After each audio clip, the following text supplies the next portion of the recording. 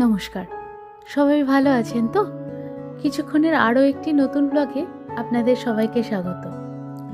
আজ আমাদের রেসিপি পটল পোস্ত। তবে রেগুলার আমরা যেরকম পটল পোস্ত খেয়ে অভ্যস্ত, এটা কিন্তু তার থেকে একটু আলাদা।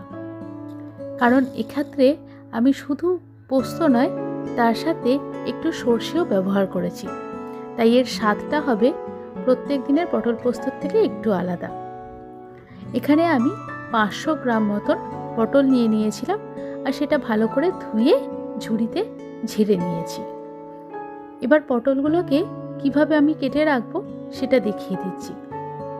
তবে আজকের এই ভিডিওটা পুরোটা দেখবেন, তাহলে কিন্তু আপনারা বুঝতে পারবেন কিভাবে রেগুলার পটল পোস্তকে একটু অন্যরকম স্বাদ দেওয়া যায়। পটলগুলোকে ছাড়ানোর দরকার নেই, শুধু ছুরি দিয়ে এভাবে চেঁচে নিলেই হবে।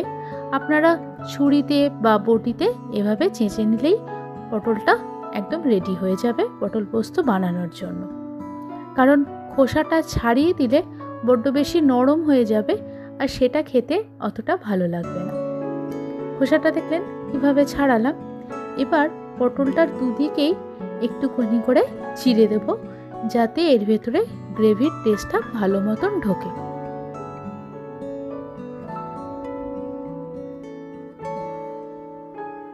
আমাদের বাঙালি বাড়িগুলোতে পটল পোস্ত হয় না এরকম কোনো বাড়িই বোধহয় নয়। তবে আমরা প্রত্যেকেই একটু আলাদা আলাদা মতন করে বানিয়ে থাকি। আমি সাধারণত মাকে দেখেছিলাম এমনি নর্মাল পটল পোস্ত বানাতে, মানে তার মধ্যে কখনো সর্ষে দিতে দেখিনি। তবে আমি ভাবলাম ওর মধ্যে যদি একটু সর্ষে মিশিয়ে দেওয়া হয়, তাহলে তার স্বাদটা বোধহয় আর একটু অন্যরকম হবে। আর বিশ্বাস করুন, এটা প্রথমবার যখন বানিয়েছিলাম তখন থেকেই প্রত্যেকেই এটা খেতে ভীষণ পছন্দ করে। যাক, প্রত্যেকটা পটল ভালো মতন করে খোসা ছাড়ানো হয়ে গেল, আর একটুখানি করে চিড়েও নেওয়া হলো। এদিকে আমি একটা পাত্রে বড় চামচের 3 চামচ মতন পোস্ত, 2 চামচ মতন সাদা সর্ষে আর 1 চামচ মতন কালো সর্ষে নিয়ে নিচ্ছি। আর এই সবগুলোকেই জল দিয়ে প্রায় মিনিট 15 মতন ভিজিয়ে রাখবো। কারণ ভালোভাবে না ভিজিয়ে রাখলে পোস্তটা ভালো মতন পেস্ট হয় না। কারণ আমরা তো আর আগেকার দিনের মতন শিলনোড়ায় পেস্ট করি না, আমাদের মিক্সিতে পেস্ট হবে, তাই একটু ভিজিয়ে রাখলে ভালো হয়। আর এদিকে আমি কড়ায় তেল গরম করে একটা একটা করে পটল ভেজে নিচ্ছি। এখানে বলে রাখি, পটলগুলো কিন্তু খুব বেশি করে লাল করে ভাজা হবে না, তাহলে পটলের রঙটা বদলে যাবে, আর সেটা পটল পোস্ততে দেখতেও ভালো লাগবে না, খেতেও ভালো লাগবে না। তাই পটলগুলোকে আমরা ভেজে নেব, কিন্তু একদম লালচে করে নয়। আমার এখানে পটলগুলো ভাজা হয়ে গেল। আপনারা নিশ্চয়ই দেখতে পাচ্ছেন আমি কিন্তু হালকা একটা সবজি রং থাকতে থাকতেই প্রত্যেকটা পটলকে তুলে নিচ্ছি। এতে দুটো সুবিধা হবে, এক হচ্ছে পটলের রংটা ঠিকঠাক থাকবে, আর যে তেলে ভাজা হলো সেই তেলটাও কিন্তু একদম কালো হয়ে যাবে না। এদিকে পোস্তটাও আমার বাটা হয়ে গেছে। এবারে ওই একই তেলের মধ্যে প্রথমে 3টে কাঁচা লঙ্কা চিড়ে ফোড়নে দিয়ে দিলাম, আর তারপর ওই কাজু আর সর্ষের বাটাটা দিয়ে দিলাম।